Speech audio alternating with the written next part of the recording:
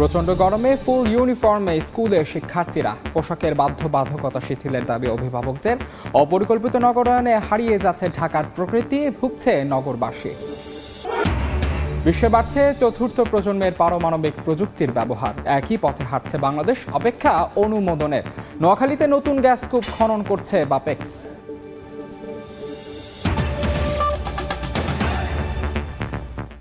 সময় সংবাদের সঙ্গে আছে আমি মাহাদি ইসলাম ধ্রুব। বেশ কয়েকদিন ধরেই চলছে তীব্র তাপ প্রবাহ। আবহাওয়ার এমন পরিস্থিতিতে শার্ট, প্যান্ট, জুতোয় আবৃত হয়ে শিক্ষা প্রতিষ্ঠানে আসছে শিক্ষার্থীরা। অভিভাবকরা বলছেন, গরমে নির্ধারিত পোশাকের বাইরে পাতলা কাপড় পরার নিয়ম করা জরুরি। ধ্রুব ব্যানার্জির রিপোর্ট, ছবি তুলেছেন আশরাফুল ইসলাম।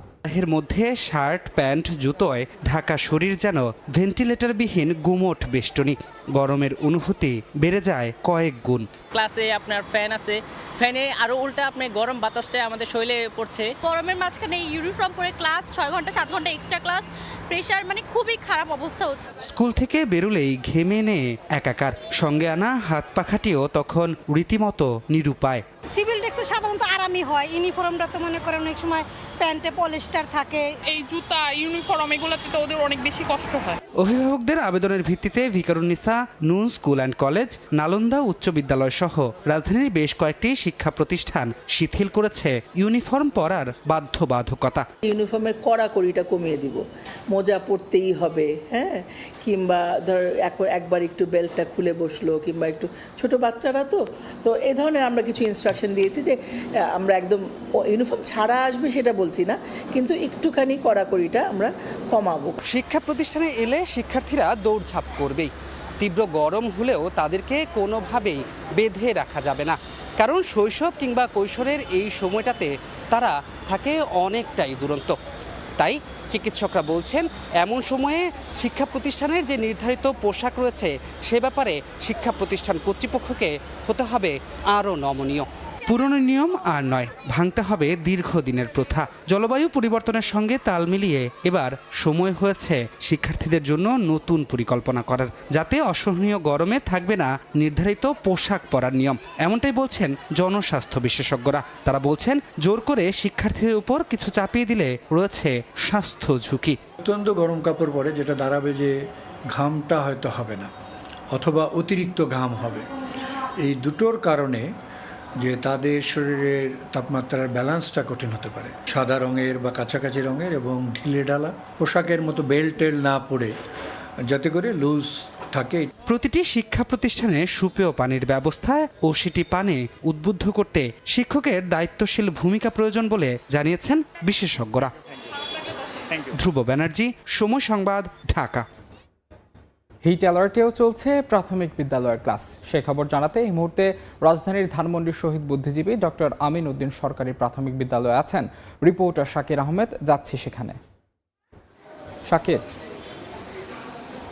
রাজধানী ঢাকা সহ 5টি জেলায় মাধ্যমিক বিদ্যালয় বন্ধ থাকলেও কিন্তু খুলেছে, অর্থাৎ ক্লাস চালু রয়েছে প্রাথমিক বিদ্যালয়ে। আমরা দেখতে পেয়েছি প্রাথমিক বিদ্যালয়ের এই ক্লাসগুলো সকাল 8টায় শুরু হয়েছে এবং শিক্ষার্থীরা যথারীতি তাদের যে শ্রেণী কার্যক্রম সেটিতে অংশগ্রহণ করছেন। যদিও অভিভাবকরা বলছেন যে এই কটা দিন হয়তো বন্ধ না হয় অনলাইনে ক্লাস নিয়ে আসলে শিক্ষার্থীদের স্বাস্থ্য সুরক্ষার যে জায়গাটি সেটি নিশ্চিত করা যেত, এবং তারা বলছেন যে তারা অনেকটা ঝুঁকি নিয়ে তাদের সন্তানদেরকে স্কুলে নিয়ে আসছেন। আবার আমরা দেখতে পেয়েছি অনেক স্কুলে শিক্ষার্থী উপস্থিতির সংখ্যা কিছুটা কম।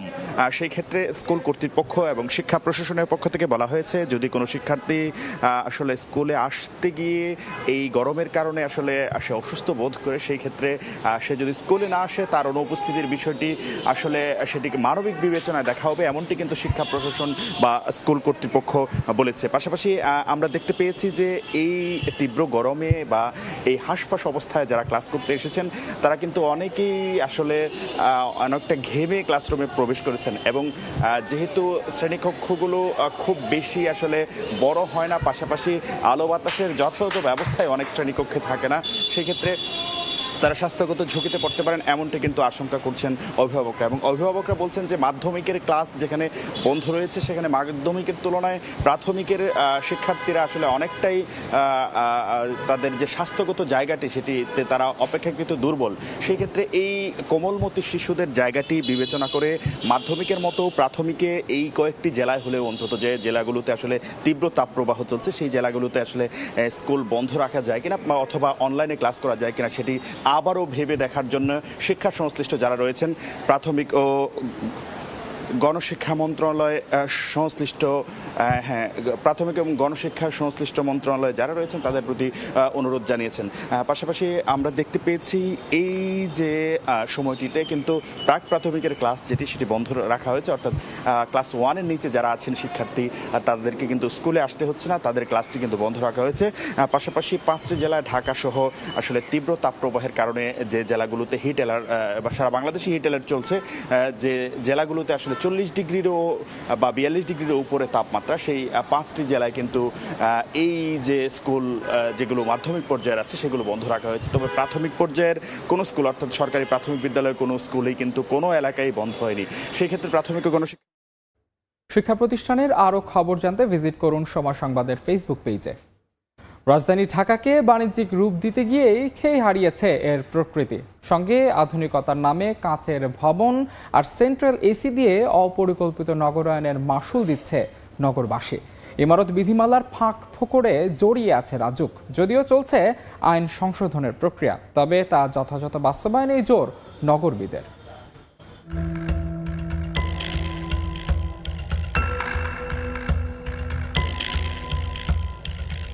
যেন অট্টালিকার ভাগার নিয়ম আছে, মানছে তাকে যেমন ইচ্ছে তেমন করে দিনকে দিন নতুন অবয়বে ধরা দিচ্ছে ঢাকা।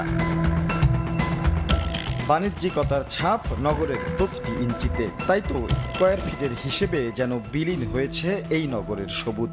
অট্টালিকার নামে স্বেচ্ছাচারী ইমারত নির্মাণের মাশুল দিচ্ছে নগরবাসী। অপরিকল্পিত নগরায়নে ঠাঁই হচ্ছে কাঁচের ঘর, এসির জঞ্জাল, বিপরীতে বিলীন হচ্ছে সবুজ। বড় বড় বিল্ডিং এর কারণে হিটের একটা বিষয় আছে, সব ইট পাথর থেকে আরো তাপটা অ্যাবজর্ব করে সে আবার প্রতিফলন করতেছে। বিল্ডিং বানানোর জন্য প্রতিযোগিতা চলতেছে, যার ফলে গাছপালা সব কেটে দিচ্ছে। রাজুক দায় এড়াতে পারে না, গৃহায়ণ দায় এড়াতে পারে না, তারা তো ইচ্ছা স্বাধীন মতো আপনার ডিজাইন দিচ্ছে, প্ল্যান দিচ্ছে। 37 থেকে 39 ডিগ্রি সেলসিয়াস তাপমাত্রা এপ্রিল কিংবা মে মাসে একেবারে নতুন কিছু নয়। তবে এই দফায় এসেই যেন হাঁসফাঁসের কারণ। দিশেহারা প্রাণ প্রকৃতি, অপেক্ষা একটু স্বস্তির। সূর্য থেকে আসে এটাকে আমরা বলি শর্ট ওয়েভ রেডিয়েশন, আর যেটা বের হয়ে যায় এটা লং ওয়েভ রেডিয়েশন। তো শর্ট ওয়েভটা গ্লাস ভেদ করতে পারে, কিন্তু লং ওয়েভটা গ্লাস আটকা পড়ে, গ্লাসে কিছুটা আটকা পড়ে, বাধাগ্রস্ত হয়, যার জন্য এই কাচের ঘরগুলো অতিরিক্ত বেশি উত্তপ্ত হয়। গাছ যে পরিমাণ থাকার কথা ছিল না থাকার কারণে যে পরিমাণ জলীয় বাষ্পের মাধ্যমে তাপ কমার কথা ছিল সেটা হচ্ছে না। যেন অসহায় রাজুক বলছে বর্তমান ইমারত বিধিমালা আইনে অনেকটাই হাত পা বাঁধা তাদের। তাই তো উদ্যোগ নেওয়া হয়েছে সংশোধনের, কঠোর হচ্ছেন সবুজ বাঁচাতে। যদিও তা কতখানি কাজে দিবে তা নিয়ে সংশয় নগরবিদদের। বর্তমান যে ইমারত নির্মাণ বিধিমালা রয়েছে সেখানে কাজ ঘেরা ভবনকে আইনসঙ্গতভাবে আটকানোর সুযোগ নেই। ইমারত নির্মাণ বিধিমালা সংশোধনটি চূড়ান্ত পর্যায়ে রয়েছে। যৌক্তিক মতামত অ্যাকোমোডেট করে আশা করি যে শীঘ্রই এটা গেজেট আকারে সরকার পাবলিশ করবে। দিন শেষে স্বার্থান্বেষী মহলের কাছেই কিন্তু রাজুক বলে রাষ্ট্রবন্দী হয়ে গেছে। এখন রাষ্ট্রকে দাঁড়াতে হবে নগরের বাসযোগ্যতা সাধারণ মানুষের বেঁচে থাকার প্রশ্নে। প্রায় 85% কনক্রিটে ঢেকে গেলেও নগরে স্বস্তি ফেরানো কঠিন, তবে এখনও অসম্ভব নয় বলছেন তারা। রাশিদ লিমন, সময় সংবাদ, ঢাকা। সময় সংবাদে আরও থাকছে, ঈদুল আজহাকে সামনে রেখে গবাদি পশুর পরিচর্যায় ব্যস্ত খামারিরা। শুরু হয়েছে অগ্রিম বেচাকেনা। যোগান বেশি থাকায় আমদানির প্রয়োজন নেই দাবি প্রাণী সম্পদ অধিদপ্তরের।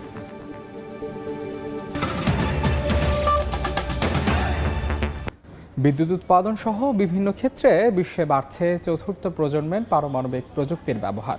বিজ্ঞানীরা বলছেন নতুন প্রজন্মের এসব প্রযুক্তি আগের তুলনায় আরও উন্নত, নিরাপদ ও পরিবেশ বান্ধব। প্রশ্ন আসছে এক্ষেত্রে বাংলাদেশের অবস্থান কি?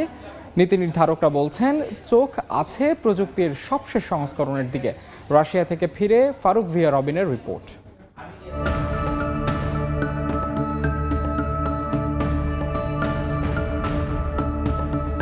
পারমাণবিক শক্তির শান্তিপূর্ণ ব্যবহারে প্রযুক্তির উন্নততর সংস্করণে চলছে নানামুখী গবেষণা, যার ফলাফল চতুর্থ প্রজন্মের প্রযুক্তি। প্ররিফ বা যুগান্তকারী নামের প্রকল্পের আওতায় রাশিয়ার সাইবেরিয়া অঞ্চলের সেভিয়ার্সকে গড়ে উঠছে ৩০০ মেগাওয়াটের পারমাণবিক বিদ্যুৎ কেন্দ্র, যেখানে বসবে চতুর্থ প্রজন্মের রিঅ্যাক্টর ব্রেস্ট ওডি 300। নতুন প্রজন্মের পারমাণবিক প্রযুক্তির প্রয়োগে এখানে থেমে নেই রাশিয়া। দেশটির ভুলিয়ার্স্ক নিউক্লিয়ার পাওয়ার প্ল্যান্টে গিয়েও দেখা গেল কেন্দ্রটিতে চলছে পঞ্চম ইউনিট নির্মাণের প্রস্তুতি, যেখানে বসবে চতুর্থ প্রজন্মের রিঅ্যাক্টর BN-1200, আর তা উৎপাদনে আসার কথা 2032 সাল নাগাদ। সম্প্রতি রাশিয়ার সোচিতে অনুষ্ঠিত অ্যাটম এক্সপোর মূল বার্তা ছিল চতুর্থ প্রজন্মের পারমাণবিক প্রযুক্তির বিকাশ। প্রশ্ন আসে, এমন কি বিশেষত্ব আছে এতে যা বিশ্বকে দেবে নতুন কিছু? রুশ বিজ্ঞানী ও প্রকৌশলীরা যা বলছেন তাতে সহজ ভাষায় দাঁড়ায়, অর্থনীতি, নিরাপত্তা আর পরিবেশগত দিক বিবেচনায় চতুর্থ প্রজন্মের প্রযুক্তি হবে আরও উন্নত, সাশ্রয়ী ও নিরাপদ, কমাবে কার্বন নিঃসরণ, অত্যাধুনিক রিঅ্যাক্টর বা চুল্লি সক্ষম হবে, আরও দক্ষতার সঙ্গে বিদ্যুৎ উৎপাদনে। জ্বালানির প্রাপ্যতা নিয়েও ভাবতে হবে না তেমন। There is a criteria which is aimed for the future development of the nuclear energy, and this is criteria is set according to environmental impact, economically benefits, safety in the first place. বাংলাদেশের একমাত্র পারমাণবিক বিদ্যুৎ প্রকল্প রূপপুরে বসানো reactor VVR-1200 3+ generation প্রযুক্তির, যা চতুর্থ প্রজন্মের আগে সবশেষ সংস্করণ। স্বাভাবিকভাবেই প্রশ্ন আসে, রূপপুরের দ্বিতীয় প্রকল্পে কোন ধরনের প্রযুক্তির কথা ভাবছে বাংলাদেশ? আমরা দেখব সে ডিজাইনের প্রবণতা, আইএর সাথে যোগাযোগ করব যে একটা জেনারেশন 4 রিঅ্যাক্টর কনস্ট্রাকশন করতে গেলে ইন্টারন্যাশনাল গাইডলাইন্স কী। যখন ইন্টারন্যাশনাল অ্যাটমিক এনার্জি এজেন্সির গাইডলাইন আমরা পাবো এবং নতুন কান্ট্রিগুলি আত্মস্থ করার মতো সমস্ত ধরনের সুপারিশ আইয়ের পক্ষ থাকবে, তখন হয়তো আমরা ব্যান্ডার কান্ট্রির সাথে যোগাযোগ করব। প্রযুক্তি যে এগিয়ে গেছে বহুদূর তার বার্তা মিলল রাশিয়ার অ্যাটম এক্সপোতে। অংশীজনদের চাওয়া ধ্বংসাত্মক কাজে নয়, মানব কল্যাণে পারমাণবিক শক্তির ব্যবহার নিশ্চিত করতে হবে শান্তিপূর্ণ উপায়ে। ফারুক ভিয়া, রবিন, সময় সংবাদ, সোচি, রাশিয়া। নোয়াখালীর সোনাইমুড়ি উপজেলার আম্বরনগর গ্রামে নতুন গ্যাস কূপের সন্ধান মিলেছে। কূপটি খনন কাজ শুরু করবে বাপেক্স। এই মুহূর্তে সেখানে আছেন রিপোর্টার আতিয়া সজল, সরাসরি যাচ্ছে তার কাছে। সজল, দেশের যে জ্বালানি ব্যবস্থা যে চাহিদা রয়েছে সেই চাহিদা মেটানোর জন্য জ্বালানি মন্ত্রণালয়ের অধীনে বা অনুমোদিত বিভিন্ন জায়গায় যে গ্যাস, তেল বা খনিজ সম্পদ যে অনুসন্ধান চলছে তারই একটি ধারাবাহিকতায় বাপেক্স কিন্তু ফেনীর যে নোয়াখালীর বেগমগঞ্জে এখানকার যে একটি কূপ খনন করতে যাচ্ছে আজকে গ্যাসের। এখানকার প্রকল্প পরিচালক যিনি রয়েছেন প্রিন্স মোহাম্মদ আল হেলাল, তিনি জানিয়েছেন যে আজকে কিন্তু বেগমগঞ্জ 4 ওয়েস্ট যে মূল্যায়ন কূপটি আনুষ্ঠানিকভাবে তারা এই কূপটি খনন করবেন। এবং যদিও এটি বেগমগঞ্জ 4 ওয়েস্ট কূপ দিয়েছে নাম, কিন্তু এটা নোয়াখালীর সোনাইমুড়ির ওয়াসেকপুরের অন্মনগর এলাকায় এটি পড়েছে। এবং এখানকার বাপেক্সের যিনি মহাব্যবস্থাপক রয়েছেন খনন প্রকৌশলী গাজী মোহাম্মদ মাহবুবুল হক, এবং মহাব্যবস্থাপক প্রকৌশলী বিভাগের যিনি রয়েছে প্রকৌশলী মোহাম্মদ শাহজাহান, এবং ভূতত্ত্ব বিভাগের যিনি প্রকৌশলী মহাব্যবস্থাপক রয়েছেন শামসিয়া মুক্তাদির, তারা কিন্তু এখানে এসেছেন। ওনারা কিন্তু কিছুক্ষণের মধ্যে এটি আনুষ্ঠানিকভাবে উদ্বোধন করবেন। আর এখানকার প্রকল্প পরিচালক যেটা জানিয়েছেন যে এই 4 নম্বর কূপটি তারা খনন করলে এবং যদি এটি পুরোপুরিভাবে তারা সফল হয় তাহলে কিন্তু এখানে কিন্তু প্রায় 10 মিলিয়ন ঘনফুট গ্যাস কিন্তু প্রতিদিন তারা পেতে পারে বলে তারা ধারণা করছেন। এবং আপনাকে যদি বলি যে এটি আগামী 3 মাসের মধ্যে হয়তো এটি সঞ্চালনের লাইনে এটি যোগ হতে পারে। এবং 3200 মিটার যে গভীরতার এই কূপটি 4টি স্তরে তারা খননের প্রক্রিয়া রয়েছে। এবং সব মিলেই কিন্তু এই যে আনুষ্ঠানিক উদ্বোধন শেষে কিন্তু আমরা দেখেছি যে এই কূপ খনন শেষ হলে এবং এখানকার যদি সফলভাবে সম্পন্ন হয় তাহলে এই যে এখানকার থেকে যে উৎপাদিত গ্যাস সেটি কিন্তু বাখরাবাদের যে নোয়াখালী, চাঁদপুর এবং লক্ষ্মীপুরের যে তাদের সঞ্চালন লাইন রয়েছে সেই লাইনে যোগ হতে পারে বলে এখানকার সংশ্লিষ্টরা আমাদেরকে জানিয়েছে। এই ছিল এখানকার সবশেষ। নোয়াখালী সোনাইমুড়ির অম্বরনগর গ্রামে নতুন গ্যাস কূপের সন্ধান মিলেছে, সে খবর জানতে সরাসরি যুক্ত ছিলাম সেখানে। দেখছেন সময় সংবাদ, সঙ্গেই থাকুন। এ পর্যায়ে শীর্ষ সংবাদগুলো জানিয়ে দিচ্ছি আরেকবার। প্রচণ্ড গরমে ফুল ইউনিফর্মে স্কুল শিক্ষার্থীরা, পোশাকের বাধ্যবাধকতা শিথিলের দাবি অভিভাবকদের, অপরিকল্পিত নগরায়নে হারিয়ে যাচ্ছে ঢাকার প্রকৃতি, ভুগছে নগরবাসী। এই ছিল সময় সংবাদে। এই সময়ের বাণিজ্য নিয়ে সঙ্গে থাকবেন সহকর্মী তোহা খান তামিম। মাহাদি, আপনাকে ধন্যবাদ। এই সময়ের বাণিজ্য নিয়ে ফিরছি কিছুক্ষণ পরে, সঙ্গে থাকুন সময়ের।